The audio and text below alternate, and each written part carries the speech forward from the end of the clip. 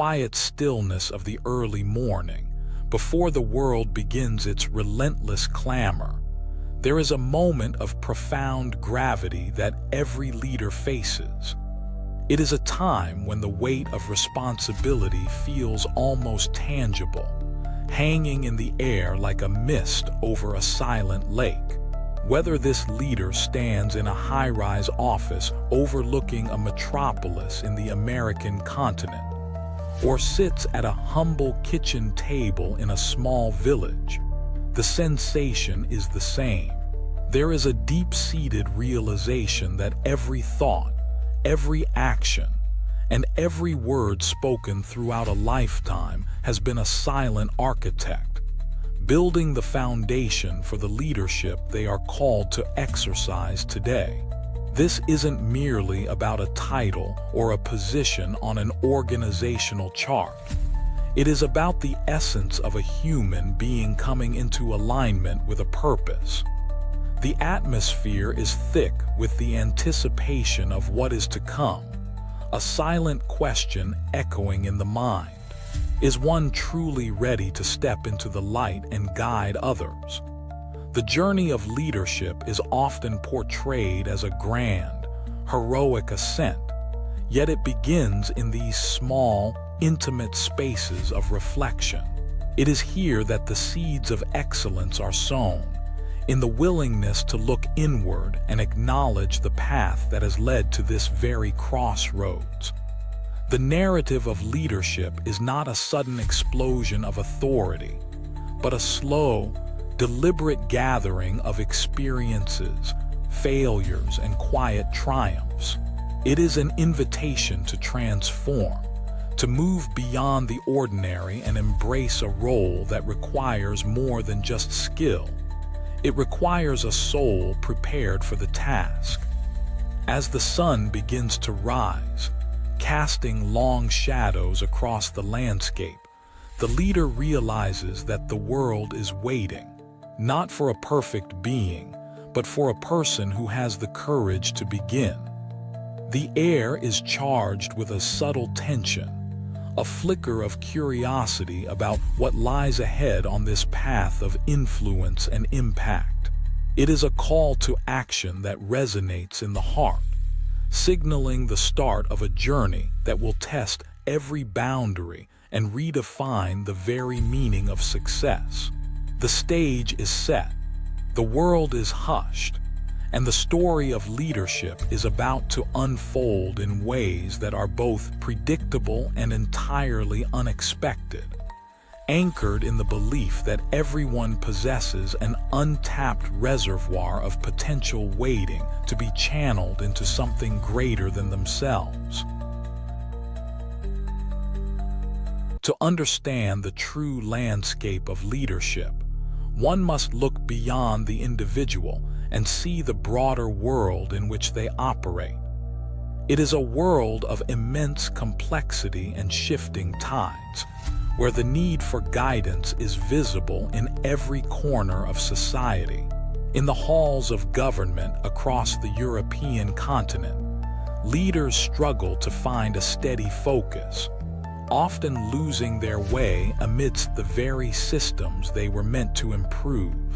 In the bustling markets of Latin America, businesses face a relentless tide of competition and technological upheaval, where management teams often find themselves gasping for air as they try to keep pace with an ever-changing reality.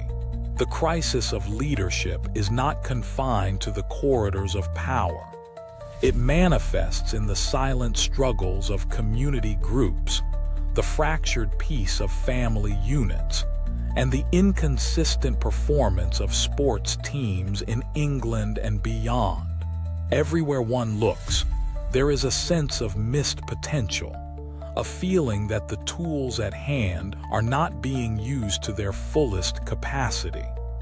This broader context provides the foundation upon which the leader's journey is built. It is a world that is both hungry for direction and skeptical of those who provide it. The challenges are not merely external.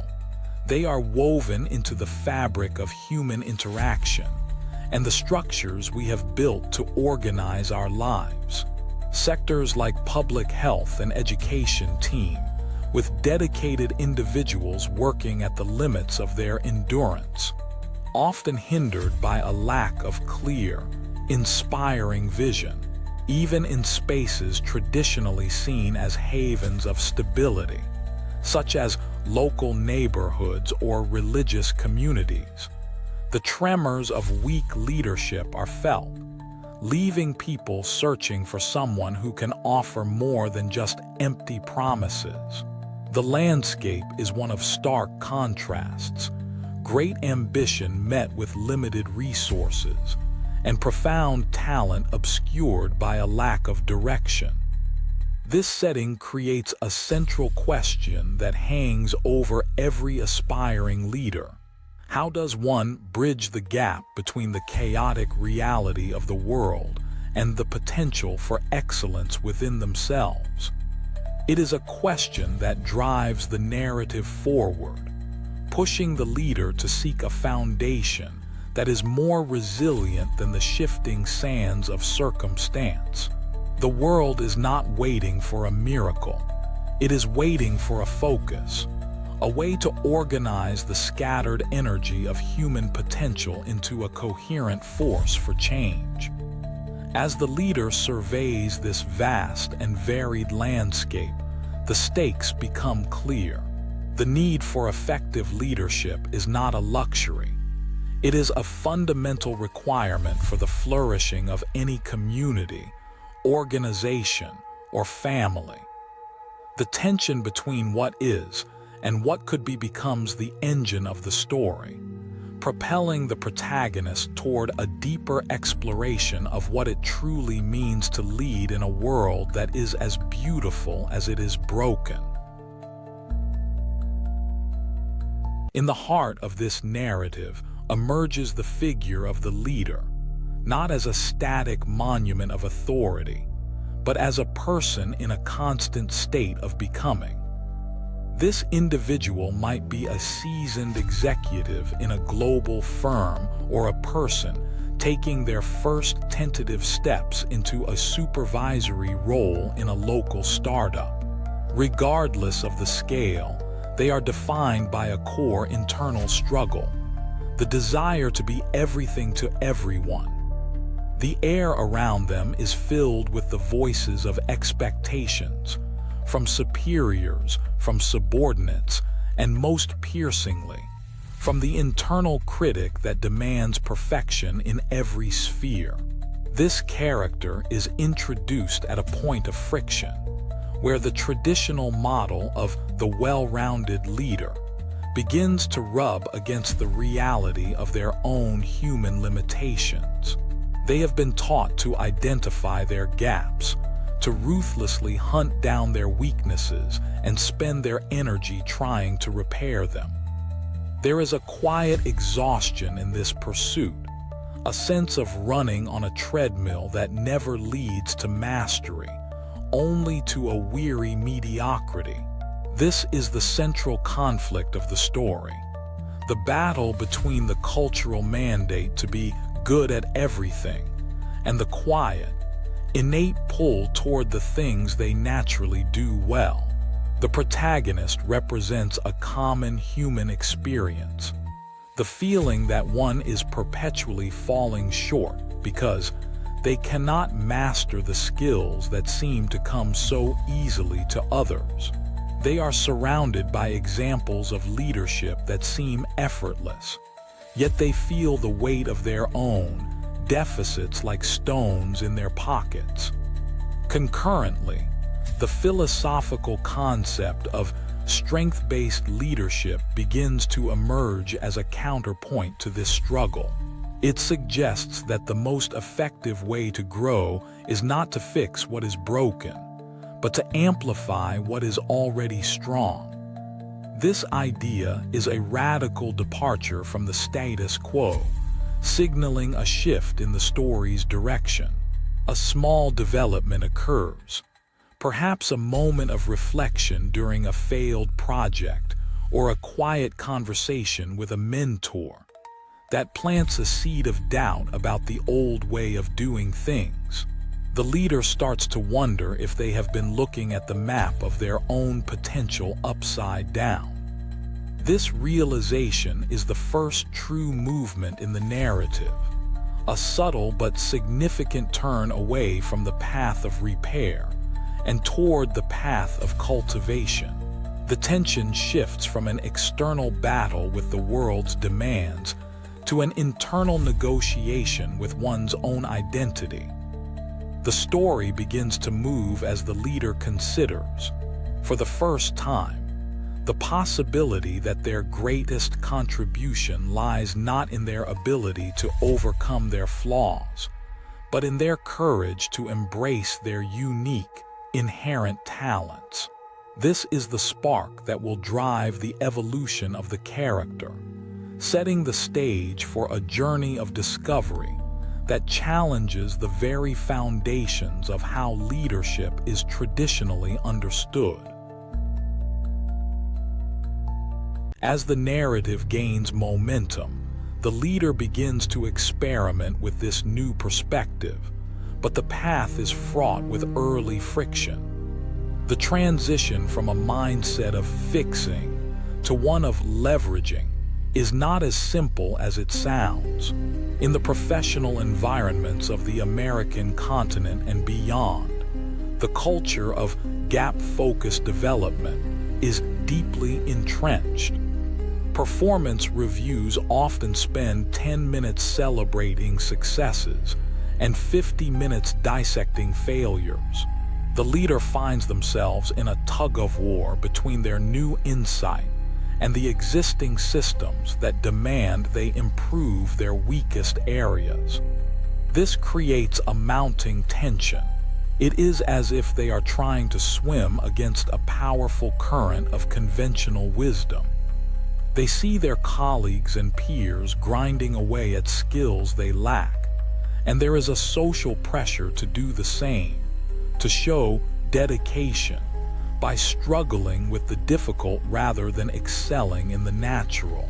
The emotional stakes rise as the leader realizes that their very sense of worth is being challenged. To choose to focus on strengths feels, at first, like a form of cheating or laziness. They grapple with the guilt of letting go of the struggle, fearing that if they stop trying to be perfectly balanced, they will be seen as incomplete or specialized to a fault. Yet, the contrast becomes sharper every day. When they work on their weaknesses, the hours drag, their energy drains, and the results are at best average. But when they lean into their natural talents, perhaps an innate ability to inspire through words, or a laser-like focus on strategic logic, the world seems to align. Time dilates, and work feels less like a burden and more like a craft. This internal and external friction propels the story toward a deeper confrontation. The leader starts to see the cost of the well-rounded myth, a landscape filled with leaders who are merely adequate at many things and exceptional at nothing. They begin to notice the burnout in their team, the lack of passion in the boardroom, and the pervasive sense of good enough that stifles true innovation. The conceptual stakes are raised when they realize that this isn't just about their own career, but about the health of the entire organization and the people they lead. If they continue to demand that everyone be good at everything, they are essentially designing a system for universal frustration. The moment that propels the story into its next phase is a realization of the sheer waste involved in the old model. It is the sight of a brilliant creative being forced into a role of meticulous data management, or a visionary strategist bogged down in administrative minutiae. The leader sees the tragedy of talent left on the vine, and the mounting pressure to find a better way becomes an irresistible force, pushing them toward a radical reevaluation of their entire approach to leadership and human potential. Deepening the exploration of this journey, the narrative turns its gaze toward the profound power of natural alignment. To lead from a place of strength is to tap into a reservoir of energy that is both sustainable and transformative. It is often observed that in the various spheres of life, from the quiet corners of a home in the American continent to the high-stakes environments of global finance in England, the most resonant voices are those that speak from a core of authentic talent. There is a specific rhythm to a leader who has stopped fighting their own nature. Their movements become more deliberate, their communication more vivid and persuasive. This part of the story explores the subtle textures of this shift. It is found in the way a leader handles a crisis, not by trying to mimic a style that isn't theirs, but by doubling down on the perspective they uniquely possess. They begin to see that their natural inclinations are not accidents. They are the tools they were meant to use. This isn't an exercise in vanity, but a deep, intellectual progression toward efficiency and impact. The narrative weaves in the realization that focusing on strengths requires a different kind of discipline than focusing on weaknesses. It requires the discipline of selection, choosing to say no to the distractions of improvement in areas that will never yield excellence.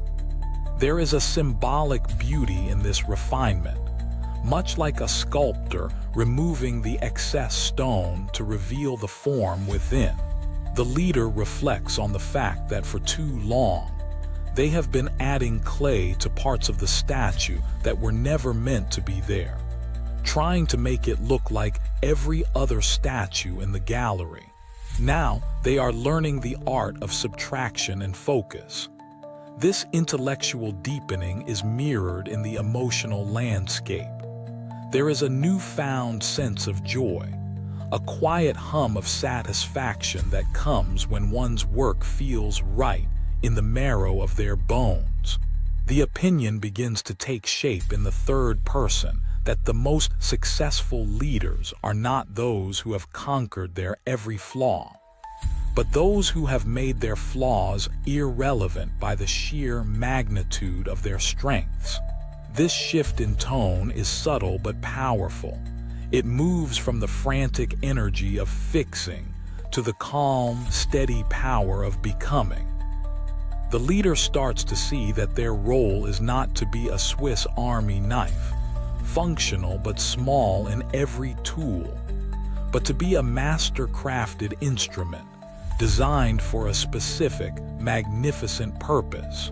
This beat of realization marks a transition in the story's pacing. It is no longer about the struggle to fit in. It is about the courage to stand out in the very way one was built to stand out. The narrative moves forward with a sense of purposeful direction, as the leader begins to apply this philosophy not just to themselves, but to the very world they seek to influence. However, just as the path seems to clear, a new layer of complication arises, testing the leader's resolve. The world does not always reward focus. Often, it demands conformity. This part of the narrative introduces the complication of the essential weakness. While the philosophy of strength is compelling, the leader is forced to confront the reality that some weaknesses cannot be ignored if they are critical to the mission. Imagine a visionary leader who is brilliant at strategy, but possesses a catastrophic inability to communicate with their team. In this case, the focus on strength's mantra meets a harsh boundary. The story explores this contradiction. How does one balance the celebration of talent with the necessity of basic competence in critical areas? This tension pushes the ideas further, forcing a more nuanced understanding. The complication is not a reason to return to the old ways, but a challenge to integrate the two truths. The leader realizes that ignoring a fatal flaw under the guise of focusing on strengths is just as dangerous as ignoring strengths altogether. This creates a moment of unresolved tension. They must navigate the fine line between delegating what they are not good at and developing the minimum viable skill needed to prevent failure. It is a testing ground for their character. Can they be humble enough to admit they need help? Can they be creative enough to build systems that compensate for their gaps? This isn't just a professional challenge, it's a philosophical one. The narrative presents scenes of the leader grappling with this duality, perhaps in a high-pressure meeting in the European continent where their lack of attention to detail threatens a major initiative. The frustration is palpable. It feels like a setback, a return to the feeling of being inadequate. Yet, it is in this very friction that the true depth of leadership is forged. They begin to see that the goal is not to be a solitary hero, but to be a part of a functioning whole. The left-handed analogy returns with more weight. It is one thing to be frustrated when forced to write with the wrong hand. It is another to realize that the world occasionally requires you to use both. This complication deepens the narrative, moving it away from a simple, feel-good message toward a more robust and realistic framework. The leader is pushed to question their own ego. Are they avoiding their weaknesses out of wisdom or out of fear? The tension builds as they realize they must find a way to honor their strengths while ensuring their weaknesses don't become the anchor that sinks the ship. This unresolved pressure propels the narrative toward its peak, as the leader prepares to make a decisive choice about how they will truly operate in the world. The intensity builds as the story approaches its turning point. The weight of choice becomes a palpable force in the leader's life. They stand at a precipice, realizing that the way they choose to lead from this point forward will define their legacy and the future of those they guide. The stakes are no longer just about personal comfort or professional efficiency. They are about the fundamental alignment of a human soul with its purpose. In the various regions of the American continent and beyond, the pressure to conform is mounting. Yet the internal conviction of the strength-based path has grown into a steady flame. The narrative focuses on the crystallization of this meaning. The leader sees with haunting clarity that if they do not commit to their strengths, they are choosing a life of quiet desperation and mediocrity. They see the faces of their team members, each with their own hidden talents, waiting for the permission to be exceptional. The pressure is like a rising tide, forcing a decision that can no longer be delayed. There is a sense of inevitability in the air. Every failed attempt to fix a fundamental trait has led to this moment. Every spark of joy found in a natural talent has pointed to this conclusion. The narrative slows down, focusing on the details of this mounting pressure, the sleepless nights of reflection, the quiet observations of the high-energy environments in England or Latin America where generalists are burnt out and specialists are thriving. The leader begins to see that the world's most iconic figures, from the tennis courts to the boardrooms, did not become great by being well-rounded. They became great by being singular. This realization carries a tremendous weight. It is the weight of potential and the fear of letting it go to waste. The story moves toward its climax with a focused, emotional intensity. The leader is no longer just considering an idea. They are preparing to live it. The stakes are the highest they have ever been. The possibility of true, authentic excellence versus the safety of the status quo. The air is charged, as if a storm is about to break, and the sense of impending transformation is undeniable. They are ready to stop being who they should be and start being who they are. This is the approach to the climax, where the various threads of struggle, insight, and complication converge into a single, burning point of necessity. The most dramatic turning point arrives not in a clash of arms, but in a profound shift of consciousness that redefines everything.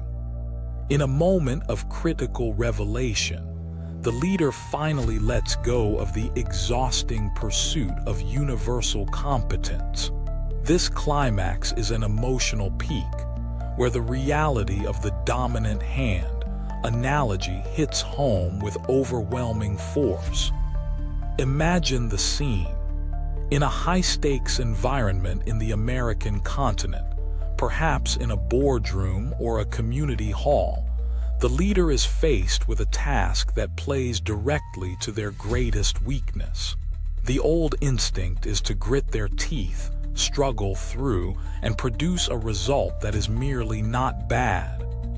But in this moment, they choose differently.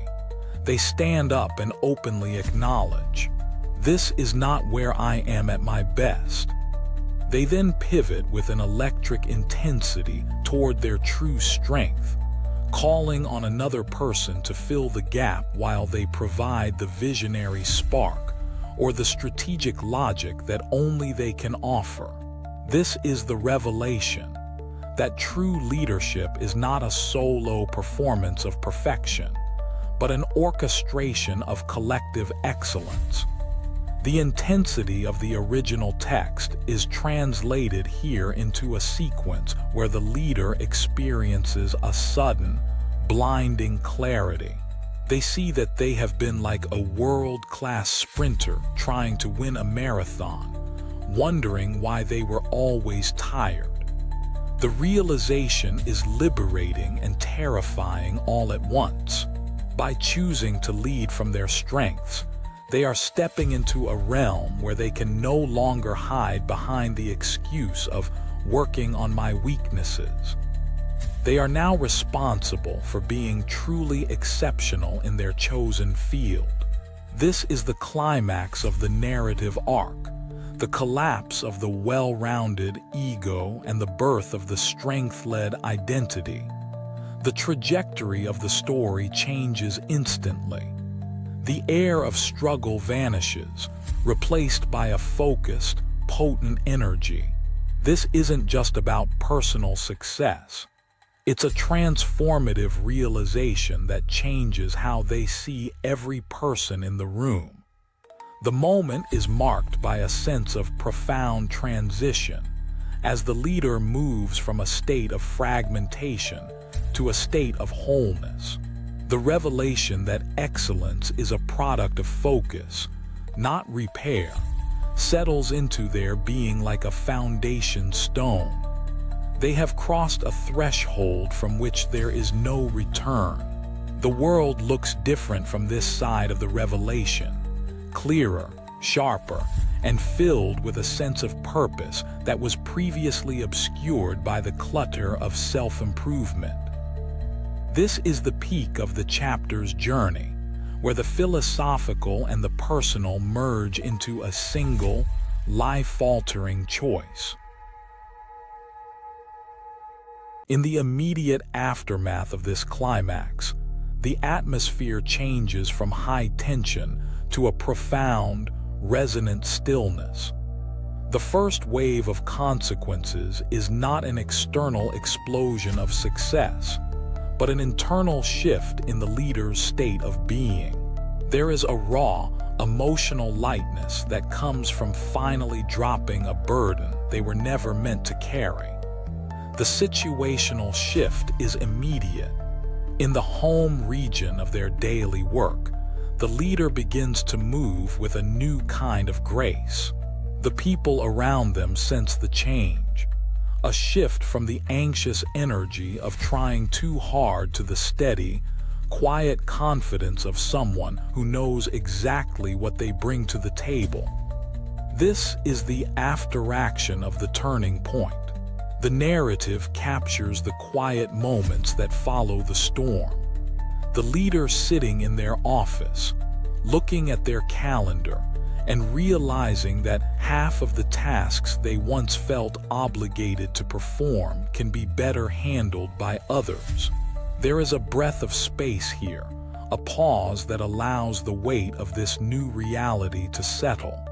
It is a period of recalibration. The world hasn't changed, but the leader's relationship to it has. They look at their areas for development, not with shame, but with a practical, detached eye, deciding which ones need a bridge and which ones can be left behind. This phase of the story is about the settling of the dust. It is the realization that the world did not fall apart when they admitted they weren't good at everything. In fact, it seemed to breathe a sigh of relief. The narrative emphasizes the peace that follows the decision to be authentic. There is a sense of integrity that wasn't there before, a wholeness that comes from being the same person on the inside as they are on the outside. This immediate aftermath is crucial because it validates the risk taken in the climax. It shows that the strength-led path is not a fantasy, but a sustainable and superior way of living. The space created in this part of the story allows the viewer to absorb the emotional weight of the leader's transformation. It is a moment of quiet triumph, where the focus is not on the win, but on the being. The transition toward the deeper resolutions of the story begins here, as the leader prepares to weave this new understanding into the very fabric of their life and the lives of those they influence. As the story moves toward its resolution, the narrative explores the deeper, more lasting consequences of this transformation. This is not just a temporary boost in morale. It is a fundamental restructuring of the leader's approach to life and work. The internal transformation, from self-critique to self-cultivation, begins to manifest in external results that are both profound and far-reaching. In the various sectors of society, from the tech hubs in the American continent to the educational institutions in Europe, the leader begins to apply the strength-led philosophy to everyone they encounter. They stop seeing their team members as a collection of gaps to be filled and start seeing them as a portfolio of talents to be maximized. This creates a ripple effect of empowerment. People who were once discouraged by their weaknesses find themselves flourishing under a leader who recognizes and celebrates their unique contributions. The narrative highlights the lesson that leadership is, at its heart, the art of unlocking potential. The resolution of the story is found in this shift from management by deficit to leadership by abundance. The tension of the earlier chapters is replaced by a sense of flow and harmony. The leader finds that by staying in their strength zone, they have more energy to support others, more clarity to navigate complex challenges, and more authenticity to inspire followership. This is the emotional settling of the narrative. The inner conflict that once drove the protagonist has been replaced by a quiet, enduring strength. The story shows how this shift affects their personal life as well, creating a sense of balance that was previously impossible when they were trying to be everything. They are more present, more focused, and more impactful. The transition toward closure is seamless and natural, as the narrative draws a line from the early struggles of the unprepared leader to the quiet, potent presence of the aligned leader. The resolution is not a final destination, but a new way of traveling. It is the realization that the journey of leadership is an ongoing process of refining one's focus and honoring the unique gifts that each person brings to the world. The story captures the beauty of this alignment, leaving the listener with a sense of clarity and hope about their own potential to lead with excellence and integrity. Drawing the key threads together, the narrative enters a phase of synthesis and reflection. The journey from the pressure to be well-rounded to the freedom of being singularly focused is revealed as a universal human odyssey.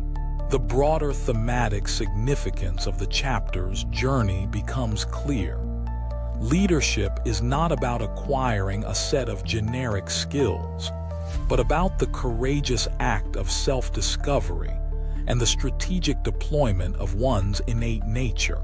In the grand tapestry of human history, from the ancient civilizations of Latin America to the modern democracies of Europe, the most enduring leaders have been those who understood this fundamental truth.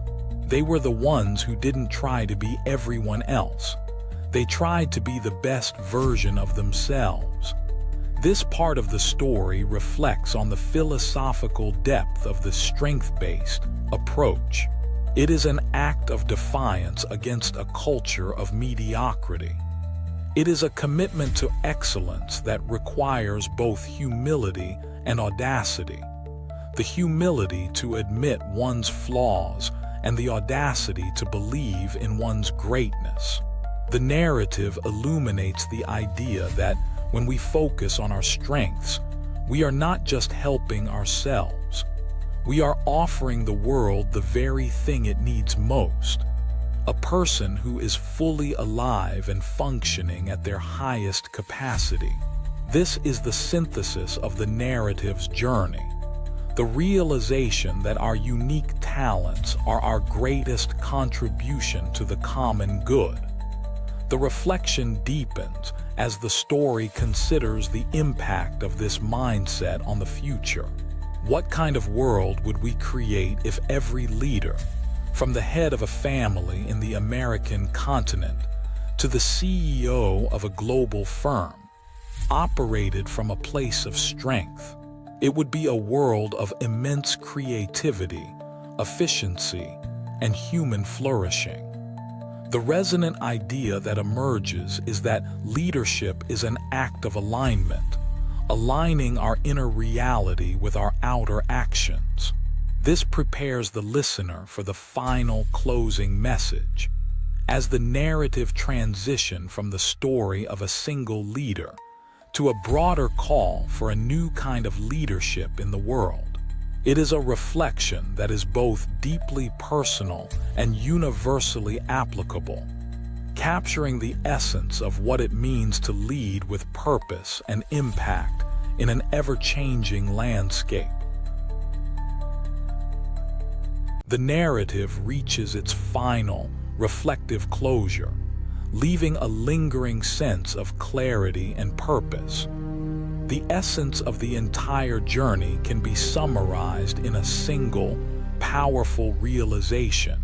The most successful leaders are not those who have conquered their every weakness, but those who have had the wisdom to identify and the courage to leverage their greatest strengths. This is the ultimate takeaway, the liberation that comes from knowing that excellence is not the result of being perfect in all things, but of being exceptional in the right things. As the story ends, the tone is one of quiet, philosophical contemplation. The viewer is invited to reflect on their own journey, on the ways they have spent their energy trying to fix what was never meant to be their focus, and the ways they have ignored the brilliant talents that are uniquely theirs. The final message is one of hope and empowerment. It is an invitation to step into a new way of being, one that honors the natural alignment of the self with the task at hand. Leadership in this light becomes a beautiful, creative act of authenticity. It is the legacy we leave when we choose to contribute from the very core of our being. The narrative closes with a resonant thought, that the world is waiting for the leader you were meant to be, not the one you think you should be. Whether in a quiet home in the American continent or a bustling city in England, the opportunity to lead from strength is present in every moment and every interaction. It is a journey that began with every thought and action of your life, and it continues with the choice you make today. The story ends, but the narrative of your leadership is just beginning, anchored in the profound truth that your greatest strength is, and has always been, the person you truly are. This is the final, satisfying closure, a message that stays with the listener long after the words have faded, inspiring a new perspective on what it means to live and lead with excellence, integrity, and joy.